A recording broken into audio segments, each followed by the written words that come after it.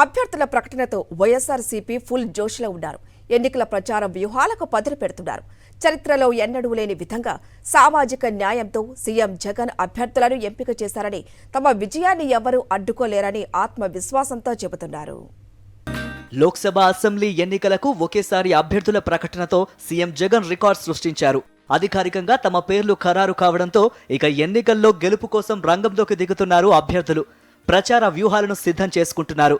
Lok Sabha assembly నియోజకవర్గాల్లో గెలుపు కోసం ఎలాంటి వ్యూహాలను అనుసరించాలి, ఏ అంశాలపై దృష్టి పెట్టాలి వంటి అంశాలపై ఫోకస్ పెంచారు. ఇప్పటికే చాలా చోట్ల ఇంటింటికి తిరుగుతూ ప్రచార జోష్ను పెంచారు.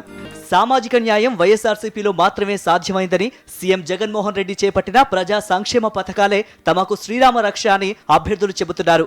సగం సీట్లు ఎస్సీ, ఎస్టీ, బీసీలకే ఇవ్వటం, మహిళలకు, మైనారిటీలకు సైతం గతంలో కంటే ఎక్కువ సీట్లు ఇస్తూ సీఎం జగన్ తీసుకున్న నిర్ణయంపై హర్షం వ్యక్తం చేస్తున్నారు.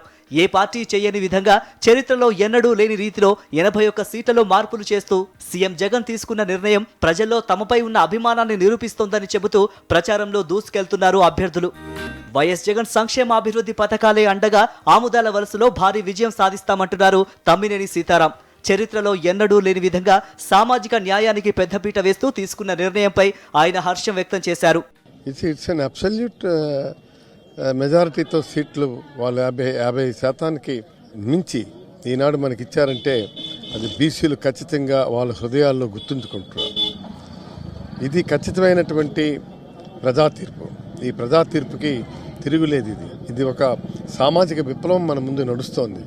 ఈ విప్లవాన్ని కాదని ఎవరు వెళ్ళినా అందులో వాళ్ళు మసైపోవలసిందే కానీ వాళ్ళు ఏమీ దీనికి ఇచ్చేసే పరిస్థితి లేదు. అన్ని సామాజిక వర్గాలకు సీట్ల కేటాయింపులో సీఎం జగన్ పెద్దపీట వేశారని మాజీ మంత్రి అవంతి శ్రీనివాస్ అన్నారు. పార్టీలకు, కుల మతాలకు అతీతంగా సంక్షేమ పథకాలు అందిస్తున్న ఏకైక నాయకుడు సీఎం జగన్ అని, ఎన్ని పార్టీలు ఏకమైనా తమ గెలుపును ఆపలేరని ఆయన అన్నారు. బీసీలు, ఎస్సీలు, ఎస్టీలు, మైనార్టీలు వీళ్ళంతా బాగుండాలని ఆలోచించే వ్యక్తి. నిన్న టికెట్లు కూడా మీరు చూశారు. 200 టికెట్లు ఇచ్చారు. 175 ఎమ్మెల్యే, 25 అసెంబ్లీ. వాళ్ళలో సింహభాగం బీసీలకి, ఎస్సీలకి, ఎస్టీలకి, మైనార్టీలకి. సమాజంలో ఎన్ని సంవత్సరాలు గుర్తింపుకు నోచుకున్న వర్గాలు ఎవరవుతున్నారో వాళ్ళందరికీ కూడా ఒక రాజకీయంగా గుర్తింపుని, గౌరవాన్ని ఇచ్చిన వ్యక్తి వైఎస్ జగన్మోహన్ రెడ్డి గారు. కాబట్టే ప్రజలు వాళ్ళ ఏకపక్షంగా ఉన్నారు. చంద్రబాబు గారు లాంటి వ్యక్తులు ఎంతమందిని కలుపుకున్నా 2 కూటములు, 3 కూటములు, 4 కూటములు నేర్పించుకున్న జగన్మోహన్ గారి పట్ల ప్రజలు ఎందుకు నమ్మకంతో ఉన్నారంటే ఆయన ఏమీ మాట ఇవ్వడు. మాట ఇచ్చాడంటే అది జరుగుతుంది. మరి ఎక్కువ సీట్లు వైఎస్ఆర్సీపీకి వెళ్ళటం, మళ్ళీ జగన్మోహన్ గారు ముఖ్యమంత్రి కావటం తథ్యం. బీసీ, ఎస్సీ, ఎస్టీ, మైనారిటీలకు అత్యధిక ప్రాధాన్యత కల్పించడంలో దివంగత నేత వైఎస్ఆర్ కంటే సీఎం జగన్ 2 అడుగులు ముందే ఉన్నారన్నారు మాజీ మంత్రి చెల్లుబోయిన వేణుగోపాలకృష్ణ. నియోజకవర్గాల్లో అభ్యర్థులను మారుస్తూ సోషల్ ఇంజనీరింగ్లో అద్భుతమైన ప్రయోగం చేశారని అన్నారు. అన్ని వర్గాలకు సమ ప్రాధాన్యత కల్పించడం ద్వారా ఎన్నికల్లో విజయం సాధించడానికి మార్గం సుగమమైందన్నారు. ఆనాడు రాజశేఖర రెడ్డి గారు కానీ ఈనాడు జగన్మోహన్ రెడ్డి గారు. రాజశేఖర రెడ్డి గారు 2 స్టెప్స్ వేస్తే జగన్మోహన్ రెడ్డి గారు 10 స్టెప్స్ వేశారు. 10 స్టెప్స్. అన్నిటికంటే గొప్పది కేవలం కమ్మలే పోటీ చేస్తారు. ఎంపీ అంటే డబ్బు లేనోడు చెట్టుబల్జీలు పోటీకి పనికిరారు అన్నటువంటి చోట ఒక ఉన్నత చదివిన వైద్యుని తీసుకొచ్చి, లేదా ఉన్నత చదువుకున్నటువంటి ఒక అడ్వకేట్ని తీసుకొచ్చి, ఇద్దరిని, ఒకడేమో క్షత్రియులు తప్ప పోటీకి నిలబడలేని ఇంకో కులం ఉన్న ఆ నరసాపురం, ఇక్కడేమో కమ్మలు తప్ప ఇంకొకళ్ళు పనికిరారన్న ఈ రాజమండ్రి పార్లమెంటు. కానీ ఈ 2 కూడా భూతకాలంలో ఎప్పుడు జరగదు, భవిష్యత్తులో మరి నేను చెప్పలేను. కానీ ఇది గొప్ప ప్రయోగం చేశాడు ఆయన. ఒకేసారి అభ్యర్థులను ప్రకటించడంతోనే ఎన్నికల్లో విజయానికి సీఎం జగన్ తొలి అడుగు వేశారన్నారు మాజీ మంత్రి కురసాల కన్నబాబు.